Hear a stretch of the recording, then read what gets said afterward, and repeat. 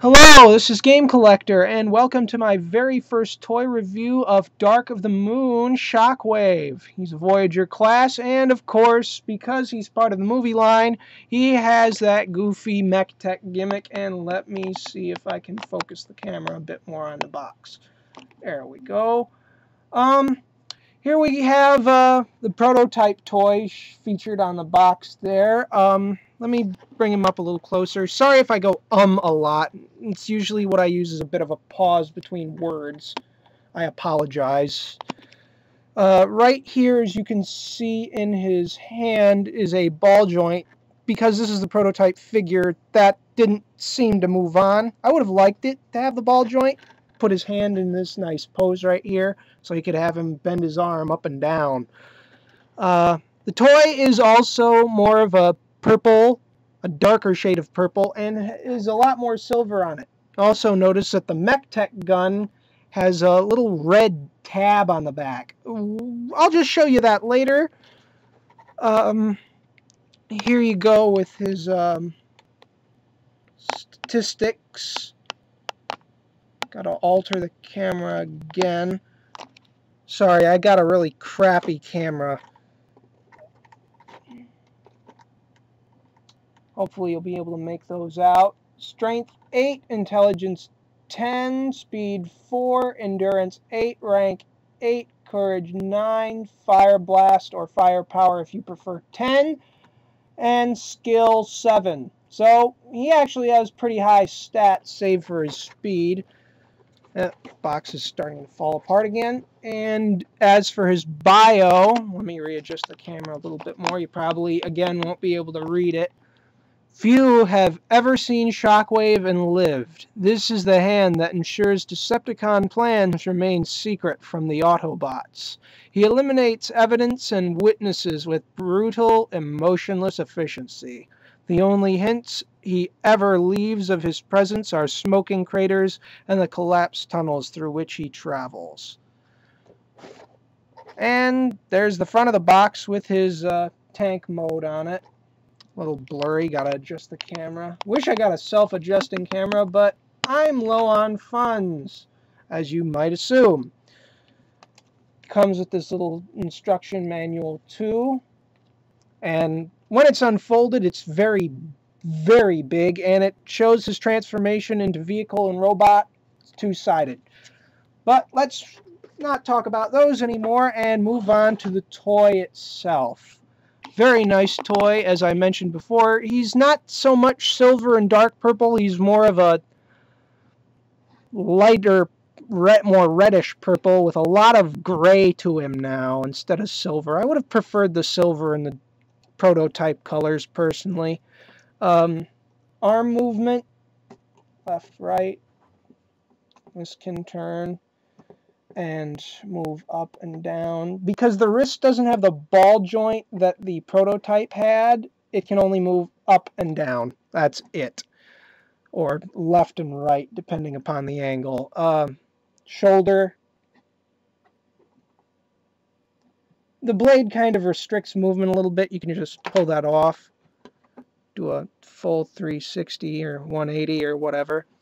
The leg movement up at the waists, and because of his transformation, he actually has a double jointed knee. Not really helpful considering that he can only stand in this bow-legged pose because of the shape of his feet. If you can find a different pose for him, send me pictures or send me a reply to the video. Yeah, that'd be a good idea. And his arm cannon. This tube can also restrict movement, as the arm cannon can also restrict movement. And it has a little mech tech feature right there. I'm not pegging it into place. I'll show you how that's done in a little bit. A spring-loaded feature. The tube is actually reminiscent of his G1 toy, though it was on the other arm. Give you a good look at it. Connects to that little backpack, and I actually like the little backpack with the wheels. It makes it look like the proton packs from Ghostbusters. Another cool little feature he has is on both sides of his cannon He has little struts meant for C-joint weapons featured in Hunt for the Decepticons in the 2010 toy line. He also has them on each foot. Let me adjust the camera again. Oh, there we go. He has one on his sword, though it doesn't go all the way through, but it's there. One under the sword right there on his arm, and two on his backpack right there. And we'll peg that in. Another little caution that I found on my particular toy, the arm likes to come off right there. It's a nice little sliding joint. I'm not sure how I would get it back in. I'm sure you could use something to fix it. Glue, wouldn't say glue, but nail polish or something. Make sure it stays in there tight because it does slide out really, really easily. And if you don't like the tube, hey, you can just pull it off. And yes, it comes off on the barrel too, but I'm not going to do that because I'm going to transform him, and just removing all of his equipment makes him that much easier to transform. Come on, get out of there. That came out nice, and you pull the sword out and fold in the other hand since the other one was already folded in. Now, I do this my own way, so you can use the instructions if you want, but I don't like to. You fold in the feet. Don't forget to fold in the heel. That's important. And, of course, the knees, you got to fold those in, and you push them. Yeah, there you go. You hear a nice loud click. Oh, I forgot to mention his MechTech ports, didn't I? Of course, the wrists, two on his back, and one there, and there's the one on his cannon. It doesn't really matter that since I haven't transformed him all the way, this isn't really all that important right now, but I'll move on to his MechTech ports in vehicle mode a little bit after I'm done. Pull the chest forward and pull the head assembly back, and then you pull the chest pieces up and out. You'll see two little holes, and those will, of course, peg into what used to be the chest assembly. And you probably didn't see any of that, did you? I hate this camera. Peg those in properly, I hope, and move the arm up and get this little piece from the arm. Oh, no, you don't do that yet because I need to do the legs. Wow, I am really messing up badly here. Rotate this part around with the head.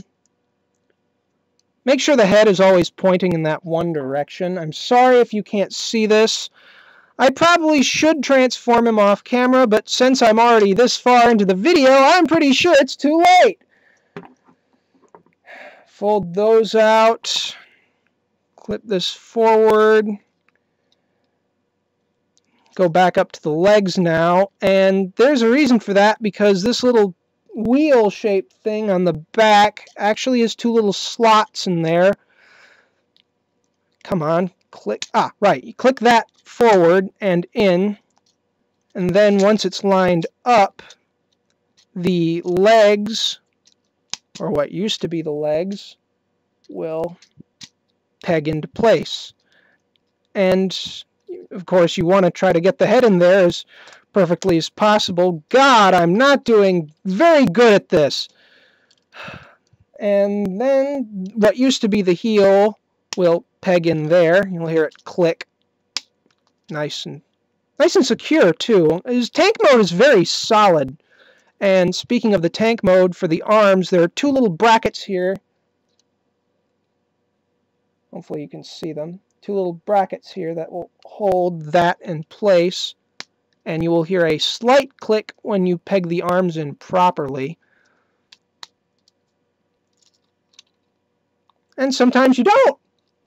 And here's this bare tank mode, and I gotta say, I kind of like the tank mode when it's completely bare, because it makes me think of Shockwave from what was that called? Crap. What was it called? I can't recall it right now, and I don't know why. Transtech, that was it. Turns into the lowrider. Oh, let me remove his gun here so I can show you what I was talking about. But you can probably see the tab is gray again. But you see a little hole right next to my thumb. I'll push that forward and pull it in close. You can see a little tab on the little clip right here. Move up and down. And if you push it in far enough, you'll hear a click, and now it's locked in place, secured. And it keeps it in its folded out mode quite nicely. You probably can't see this either, but the inside of the gun barrel is actually quite detailed, which kudos to Hasbro for. I'll pull the tank back a bit, and this little tube plugs right in there. It's easier if you leave the leg untransformed all the way, which I'm going to just undo so I can do it all over and plug it back in. There's a lot of clicking involved when transforming him. And again, I apologize if you can't see some of this. I really do wish I had a better camera and a better setup, but I don't have the funds right now, so don't blame me. And right here, you can try to get the gun to fold, the little tube to fold however you can. Granted, it's probably not going to work out that well. And fold those back into place. The sword can also go on the front when the tube is flat. Like so. It's a really wicked bayonet in robot mode, or you can have it the other way. Make it a short bayonet. But I just put it right there. Treads, painted, or gray plastic. I can't always tell. Front wheels roll, and he has little rolly wheels on the back treads, but he could have used treads here because, if you'll see in a few moments, it doesn't really roll around all that well on this surface in particular. Oh, wait a minute, now they're rolling. Huh.